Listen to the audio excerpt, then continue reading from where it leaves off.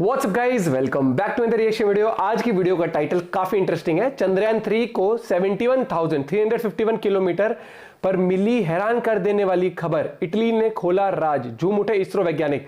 तो ऐसे क्या कुछ है खबर, देखते हैं। ओरिजिनल वीडियो का लिंक डिस्क्रिप्शन में। इनके चैनल पे आप रोज डेली चंद्रयान 3 से रिलेटेड न्यूज और भी देख सकते हैं। तो देखते हैं क्या कुछ है मामला। 1 2 3 गो। 3, 2, 1, 0। अंतरिक्ष में भारत के चंद्रयान 3 ने दिखा दिया असली अवतार। इटली ने दुनिया को बताया चंद्रयान 3 का खतरनाक रूप। क्या चंद्रयान 3 ने कर दिया है स्पेस में काम करना स्टार्ट?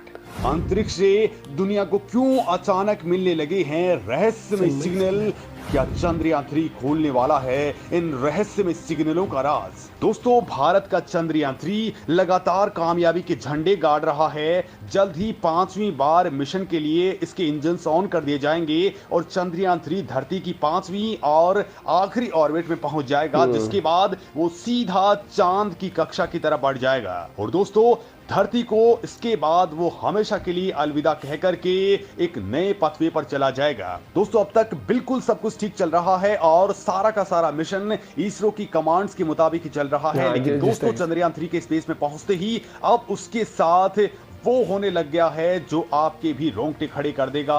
अब चंद्रयान 3 अपना काम करना भी स्टार्ट कर चुका है। स्पेस की तरफ से कुछ ऐसा हो रहा है जिसे ना तो नासा सुलझा पाया, ना चीन और ना ही कभी रूस और यूरोप। इधर दोस्तों, इसरो भी स्पेस से आ रहे इन रहस्यमय सिग्नल्स को लेकर के रिसर्च करने में जुट चुका है। क्योंकि दोस्तों, चंद्रयान 3 इस वक्त धरती से 71,351 किलोमीटर दूर वाले ऑर्बिट में चक्कर लगा रहा है और इसी दौरान कुछ ऐसा हुआ है कि एक नया ही तहलका मच चुका है। दोस्तों, चंद्रयान 3 की इस दौरान कुछ ऐसी तस्वीरें सामने आई हैं जो हर किसी को हैरान कर रही है। तो दोस्तों, इस दौरान इसरो आखिर क्या कुछ कर रहा है, वो स्पेस से आ रहे रहस्यमय सिग्नल्स को लेकर के और इसरो से आ रही तस्वीरों को लेकर के क्या कुछ कर रहा है, ये बात मैं आपको इस वीडियो में बताने वाला हूं। साथ ही आपको बताऊंगा कि बहुत तेज रफ्तार में चक्कर लगा रहे चंद्रयान 3 के साथ इटली के वर्चुअल टेलीस्कोप प्रोजेक्ट ने क्या किया है, जिसके बाद पूरी दुनिया में तहलका मच चुका है। दोस्तों, इससे पहले मैं आपको बताता हूं कि चंद्रयान 3 इस वक्त कहां पर है,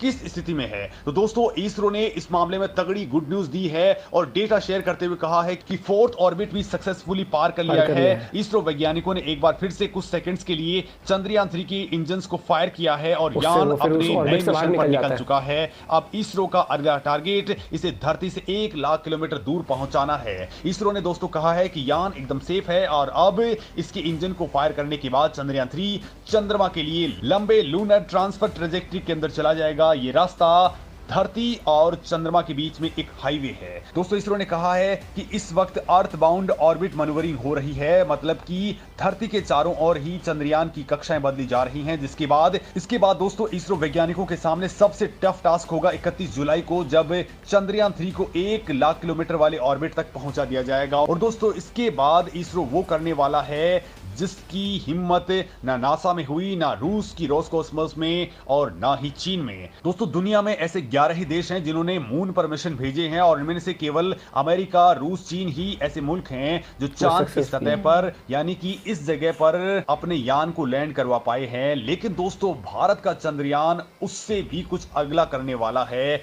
जो काम वो देश करने की हिम्मत नहीं कर पाए, वो क्रिटिकल काम चंद्रयान 3 करने वाला है। चंद्रयान 3 चांद के इस दक्षिणी ध्रुव के पास में उतरने वाला है जहां सूरज की रोशनी बहुत कम पहुंचती है। दोस्तों, बड़ी बात यह है कि यहाँ पर तापमान -200 डिग्री सेल्सियस तक चला जाता है और इसी जगह पर अब भारत करामात करने वाला है। भारत मैंजिनस क्रेटर के पास में अपना यान भेज रहा है। चंद्रयान 3 को दक्षिणी ध्रुव पर नहीं उतारा जा रहा, बल्कि दक्षिणी ध्रुव के बिल्कुल पास में उतारा जा रहा है और इसकी वजह यहाँ का जटिल तापमान है। दरअसल दोस्तों, ध्रुव पर तो रोशनी बिल्कुल भी नहीं रहती है और इस मुश्किल मिशन को लेकर के इसरो पहले से ही बेहद सतर्क है। चंद्रयान 3 का लैंडर और रोवर सौर ऊर्जा से चलेंगे। ऐसे में दोस्तों, दक्षिण ध्रुव पर ही बिल्कुल चंद्रयान 3 को उतार दिया गया तो सूरज की रोशनी नहीं मिल पाएगी, जिसके कारण मिशन फेल हो सकता है। लिहाजा दोस्तों, चंद्रयान को दक्षिण ध्रुव के पास में उतारा जा रहा है। इस दुर्गम स्थान के पास में मून मिशन को लैंड करवाने की किसी भी देश की अब तक हिम्मत नहीं हुई है। दोस्तों दक्षिणी ध्रुव के सबसे करीब इससे पहले केवल अमेरिका पहुंचा था। जनवरी 1968 में अमेरिका के सर्वेयर 7 स्पेसशिप ने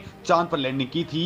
अमेरिका एकमात्र ऐसा मुल्क है जो किसी मानव को चांद पर भेज करके सुरक्षित वापस ला सका है। अमेरिका अब तक 24 एस्ट्रोनॉट्स को चांद पर भेज चुका है। चांद पर लैंडर और रोवर को भेजने की बात की जाए तो इस मामले में अमेरिका, चीन और रूस ये कारनामा कर पाए हैं। दोस्तों इसरो ने भले ही 4 साल बाद में ये नया मिशन लॉन्च किया है, लेकिन इसकी लागत को और ज्यादा घटा दिया है, जो इसरो की विश्वसनीयता को दुनिया के सामने रख देता है। दोस्तों इसरो की ओर से जो जानकारी दी गई है वो अगर आपको बताऊं तो चंद्रयान 3 पर आया खर्च इससे पहले के मिशन पर हुए खर्च से भी 363 करोड़ कम है। दोस्तों अमेरिका ने करीब 63 साल पहले अपना शुरुआती मिशन ही इससे 3000 गुना ज्यादा पैसा खर्च करके लॉन्च किया था। लेकिन दोस्तों यहाँ कमाल की बात ये बता दूं कि इस बार नासा का मिशन भी इसरो के मिशन से जानकारी जुटाने में लग गया है। वो भी चाहता है कि उसका आर्टेमिस मिशन इसरो के मिशन से जानकारियां जुटा करके ही आगे बढ़े। तो वहीं इटली ने कुछ ऐसी खबर दी है जिसके बाद पूरी दुनिया के नहीं बल्कि आपके रोंगटे भी खड़े हो जाएंगे।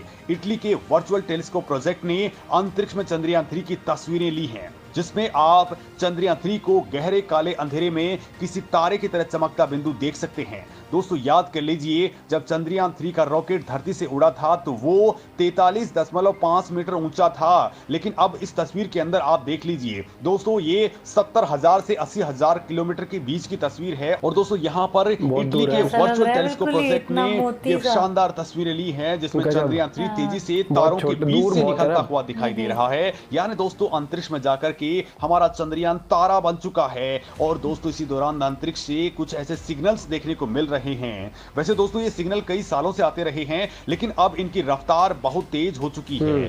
तो कुछ लोग इस दौरान कहने लग गए हैं कि चांद पर भारत की धमक के बीच कोई एलियन हरकत तो नहीं है, क्योंकि ये सिग्नल हर 20 मिनट में रिपीट हो रहे हैं। दोस्तों रिपोर्ट्स के मुताबिक अंतरिक्ष का एक अज्ञात स्रोत साल 1988 के आसपास से ही धरती की ओर ये रेडियो बस्ट भेज रहा है। इसको लेकर के काफी रिसर्च हो चुकी है, लेकिन अभी तक ये क्लियर नहीं हो पाया कि इसका स्रोत क्या है, तरंगों की प्रवृत्ति किस टाइप की है और इसका मॉडल किस तरह का है। इस पर रिसर्च लगातार चल रही है। पिछले 35 सालों से ये स्रोत नियमित रूप से 20 मिनट के अंतराल से ये बस्ट भेज रहा है, जिसकी चमक काफी ज्यादा होती है। ये उत्सर्जन कुछ पल्सर से मिलता हुआ दिखाई देता है, जो मिली सेकंड से लेकर के कई सेकंड्स तक के रहते हैं। दोस्तों अब नया खोजा गया स्रोत रेडियो सिग्नल भेज रहा है जो 21 मिनट की अवधि में पल्स होता है। दोस्तों पल्सर न्यूट्रॉन तारे होते हैं जो तेजी से घूमते हैं और रेडियो विस्फोट करते हैं। दोस्तों वैज्ञानिकों का मानना है कि यह प्रक्रिया केवल तभी काम कर सकती है जब पल्सर का चुंबकीय क्षेत्र मजबूत होगा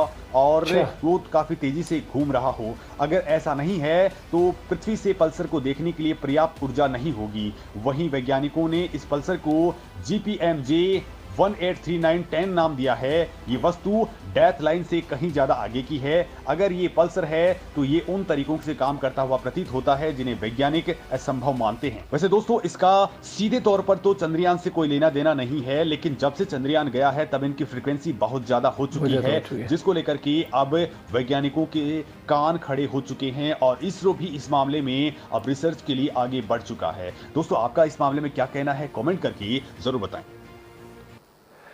ये चीज तो मैं मानता हूँ, नहीं ये चीज तो आप लोग भी मानोगे कि भैया अंतरिक्ष में ना हमारे अलावा और भी जीव जंतु प्रेजेंट है होंगे। ऐसा तो नहीं है कि हम ही इतने बड़े, क्योंकि जब अर्थ एक प्लेनेट है तो प्लेनेट्स तो और भी हैं, लेकिन अभी हमें ये नहीं पता सोलर सिस्टम के आगे भी क्या दुनिया है, कोई कहीं बस रहा हो, कहीं तो मतलब मुझे भी ऐसा लगता है कि रह ही रहा होगा कोई होगा और कभी तो दर्शन होएंगे। ये चीज तो मैं मानता हूँ। जादू और इटली ने जो वो कैप्चर करी, क्योंकि वो 71,000 किलोमीटर दूर और जा चुका है, तो बहुत ही छोटा एंड होपफुली बहुत कुछ डिस्कवरी होगी जब ये मिशन कंप्लीट होगा। रोवर जब वहां पे जाके तहकीकात करेगा अपना पूरा मिशन, और ये फिर जो अभी नासा अभी एस्ट्रोनॉट्स को भेजने वाला है ना उस तरफ, तो उनके लिए भी काफी वो हेल्पफुल रहेगी इन्फॉर्मेशन जो भी ये कलेक्ट कर पाएंगे, क्योंकि आगे जाके ये कहा जा रहा है कि चांद के ऊपर बेस भी बनाए जाएंगे जहां से फिर अगर मार्स पे या किसी प्लेनेट पे मिशंस करने तो वो बार बार अर्थ पे आने की जरूरत नहीं पड़ेगी। चांद पे एक बेस बना के वहां से उस तरह, क्योंकि एलिमेंट्स का पता लग जाए कि किन को यूज करके आप एज अ फ्यूल यूज कर सकते हो या किसी भी तरीके से।